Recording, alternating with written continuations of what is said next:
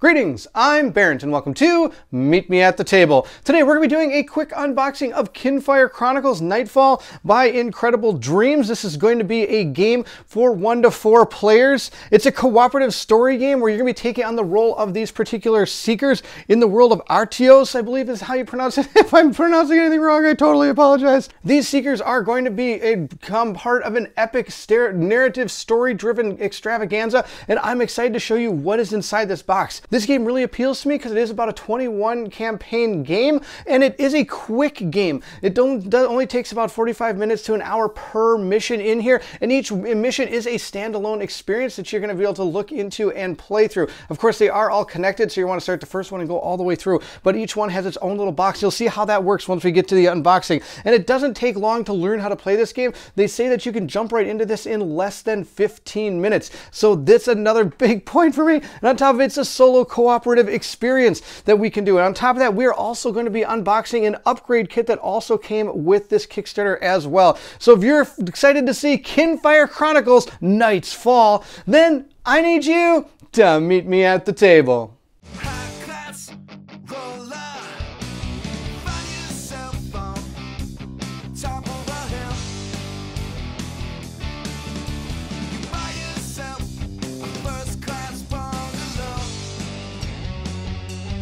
What really brought my attention to this game was seeing the gameplay from Monica and Naveen over at Before You Play, and that was what really influenced me to go ahead and back this game. So we're going to unbox this thing, and it's going to unbox in a really weird way. I'm going to flip this off. That's all you do. You take this off, and this right here now becomes your board area. You've got your combat flow over here. It's kind of keeps track of time, fate tokens, and boost cards. One thing I think is going to be really cool about this game is it's going to be really easy to play and really easy to get to the table. That's something I'm really excited for. These are going to be where we're going to put different statuses from what I understand. We'll put this aside and we'll grab the next part of the game, which is this. Welcome to begin your journey through Atios right here, and underneath here we have all of the different boxes that are going to symbolize our campaign.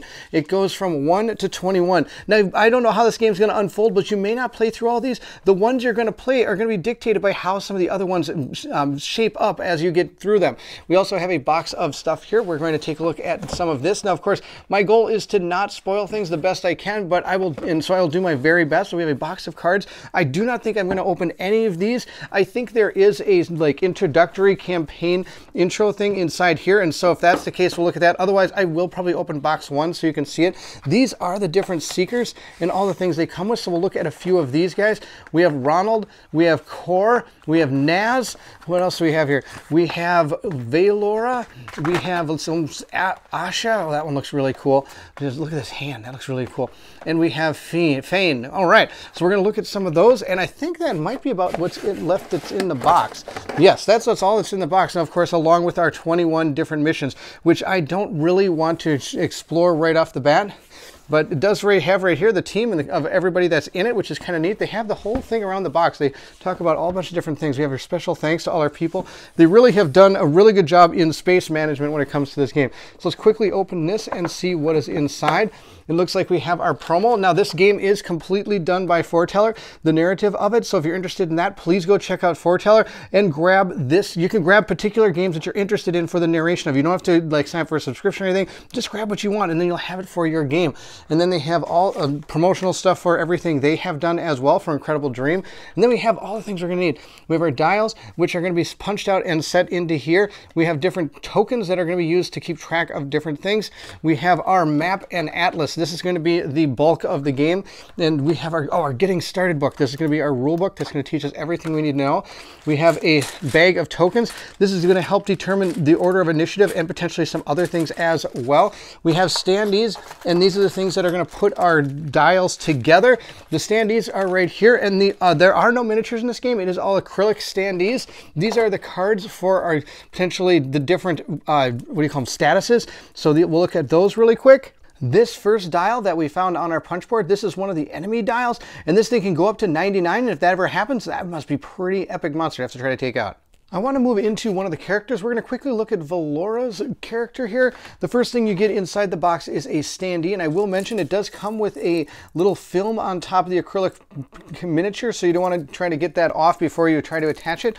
Then you're also going to gain yourself the little board for the character itself, and it has a neat little thing on the back here. But what these are going to do is then these are going to play out here. You also get a deck of cards, and you're going to take one of the dials that you get off of the punch boards, and that's going to assemble itself right down here. And of course, you'll see the number through this little spot right here. Ta-da! 20. That's probably my favorite number in this game. All right. Then the next thing you're going to gain is a bunch of cards. Now, I'm not sure what cards they start with and what they don't. I'm sure it will tell us in our first mission what exactly how to equip all of our characters and get them ready for action. Now, I do want to mention kind of how these cards work. From what I understand, this is your lantern card. This is kind of like your big budget spectacular here. It seems like as you're playing through the game, you'll be able to use this one and it'll go back and forth. But it actually seems like it's a very powerful card, attacking for 7. And it can shoot anywhere on the board. That seems pretty ridiculous. But the rest of the cards here are all going to have 3 different colors that can be used at different times, potentially in the story or in the actual combat of the game that is going to manipulate it in some way. Now, the other thing about these cards is you can see they are dual-sided here, so they can be used potentially for 2 different things. And on top of that, one of the neat things about this is the co-op use of these cards. I can either boost another person's seeker's attack by 2, or I can boost my own fleet arrow card. So you can work together to try to figure out how you're going to take out the enemies on the board. And so everybody does come with a certain set of cards. And like here is my bow. I believe that's going to be a bow you're just going to start right here. I could be completely wrong about that. And then you're going to be playing out these cards to perform the different actions in the game. And of course, these cards better come out of here. They should. There we go. Ta-da! So there we go. That's what you're going to get inside of your character pack. And more of this may be revealed after we look at Mission 1.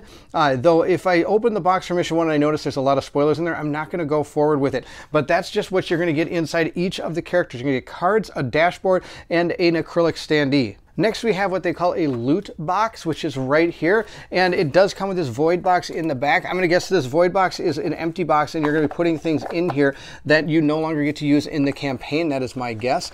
It fits kind of right back here. Now, all of these are sealed cards, so I don't want to open any of these. And I'm sure these open based on, it'll say like open envelope 3 or something as the game goes forward. These cards I potentially could look at. We'll take a look and see if we can. I am going to show you a little bit out of box 1 because maybe some of this might make a little bit more sense. I'm going to move this out of the way, and I'm going to show one of the pictures from here because it is the one thing you see from the original first box. Now, this is how you're going to split your game out here. It's going to tell you what part to open the atlas to. This particular one told us to put it at number 1, so open the first book. So there it is. Now, you are going to get a deck of cards in each of the different missions that you have. These, I'm not going to show you what they are, but I just want to take them out so they're not glaring. These are going to be different paths that you're going to take throughout the story. So I believe you'd start with the first card, or it'll tell you what card to take based on the rule book. And it did come with another rule book that can explain how combat works. So we have to read through this and figure out how you're going to be able to do combat with all of the different cards and the different tokens. Now, I do know that the bag of tokens we have is going to be symbolizing our turn order. And you're going to set this bag up based on how you want them to, what number of characters you have and what the game has told you to do. So if we open this up, when you originally start, it tells you to put a certain number of these tokens. Now, these are all acrylic tokens. These are really nice acrylic tokens.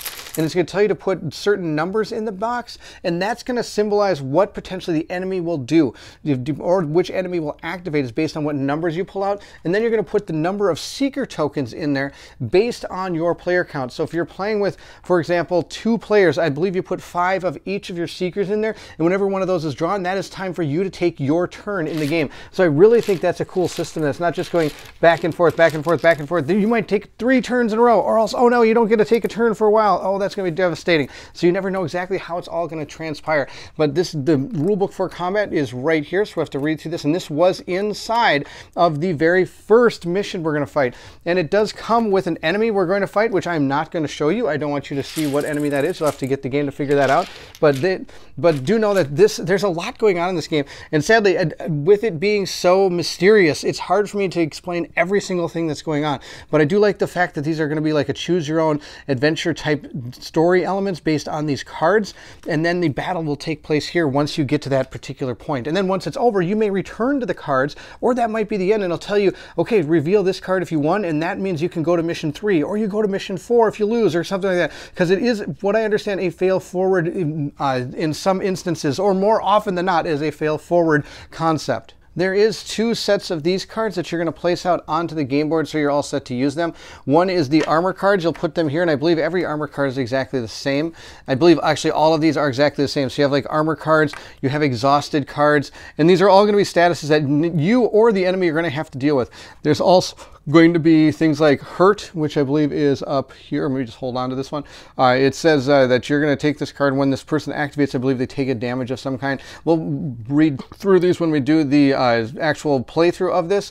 They have weak situation. We have a trapped. Trap sounds terrible. And stun. Stun's never good. I know for a fact stun is never a good thing. So those are the different types of statuses that you can have that we placed out here for you when you go into, when you're ready to start this game here. And when you're playing the battle, you'll be drawing these different cards and giving them not only to you, but potentially the enemy as well. These particular packs of cards, from what I understand, there are 2 different cities I believe you're going to visit in this, and I believe these are the 2 cities, and they're going to have different things in the cities that are going to, you're going to run through an adventure based on some of these cards, I believe, or you're going to return there and have to deal with situations that are happening inside this town. And as you go through, I'm sure you're going to be unlocking 2 and 3 and sticking them into this deck potentially, and this, I believe, is going to be another town that you can visit at some point in your adventure. I believe that's really all I want to be able to show from the original box, because there's so much stuff that is hidden in there. Now, this is the upgrade kit that also came with the Kickstarter. So let's quickly take a look at this. Oh, look at this. We got updated player boards. Oh, we gotta love updated player boards. These are awesome. So each character now comes with their own playmat, which is absolutely amazing. Let's find Valora's here, and we can kind of set it up. Maybe that'll be pretty awesome. But also, look, they have the art for every single one of the Seekers in here. This is really cool. I like these a lot. And they're all set up exactly the same. So you're going to take your player board, just like it shows here, and put that here. Then, of course, you have your whole set of cards that you're going to have available to you. Your lantern card is going to go over to here. And as you play through the game, when you use it, you're going to flip it over, but then you're going to be able to recharge it at certain times.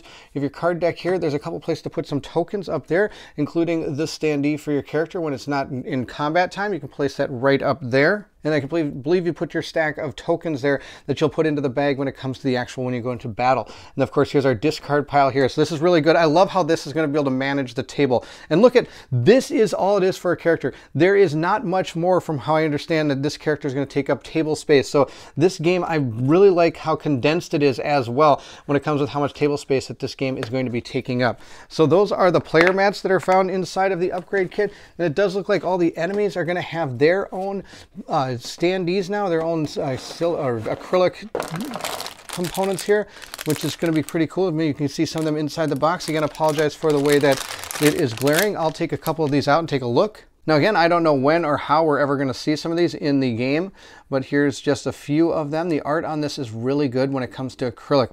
I actually shouldn't say that. I haven't really played too many games that had acrylic pieces like this. So it's neat to see this in action, and I think these are a welcome commodity for something, for a game like this, that you want to have it to come to the table really quick and be able to play with your friends really fast. I think it's really neat to have these acrylic standees like this that you can use. So again, we'll see what happens as we play through this. Look at this thing.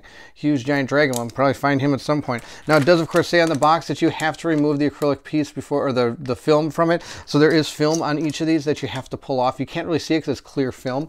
Then we have more and more and more and more, and then of course we have the bases for them as well. And then we have, looks like, oh, these are sleeves for our cards. They come, every character has their own sleeves. This looks like something out of Myth.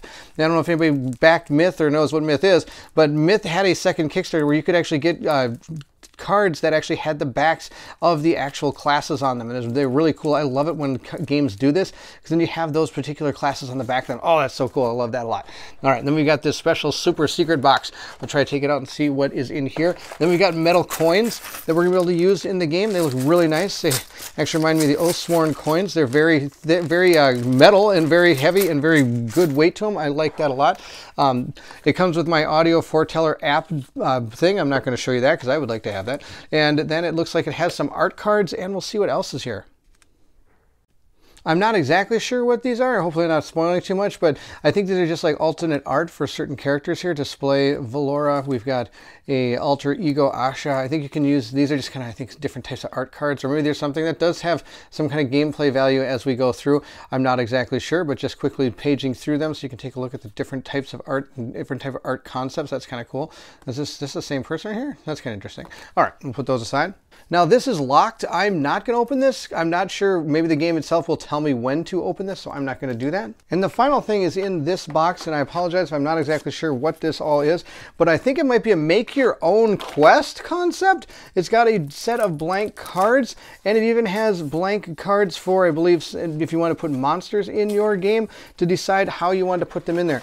And if that is what it is, that's awesome. And if it's not, I apologize, but I think that I really think it's a design your own quest box, which is kind of cool. Be interested to see what people can design for this game. And there you have it. That is the unboxing of Kinfire Chronicles Nightfall. Again, I wish I could show you more, but in order to see more, we're going to have to play the game. And if you're excited to see that, then please don't forget to like, subscribe, and hit that bell symbol so you know when more content comes out for Kinfire Chronicles.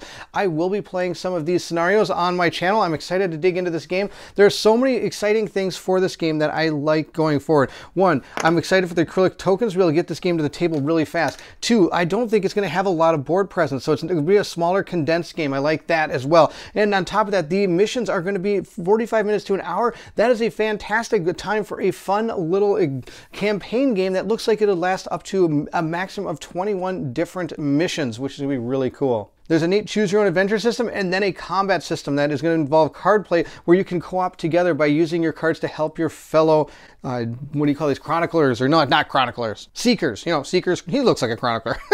There are different seekers. So we'll have to decide which one of the characters we're going to use in our gameplay. And that, of course, will be after I come back from Gen Con, which is going to be happening tomorrow. I believe I'm leaving for Gen Con. And I actually am thinking of bringing this game with me. There's a few people I know that really want to give this game a shot. So I'm planning on bringing this with. So if you're interested in seeing this game in action, you might be able to find me at Gen Con. We might be playing this game. You can check it. And if you do see me, please say hi. I'd love to meet you. And if you're interested in supporting the channel, don't forget the link to my Patreon is located in the description of this video. Those that have already joined the Patreon are found here on the screen. Thank you so much for your patronage. It does mean the world to me.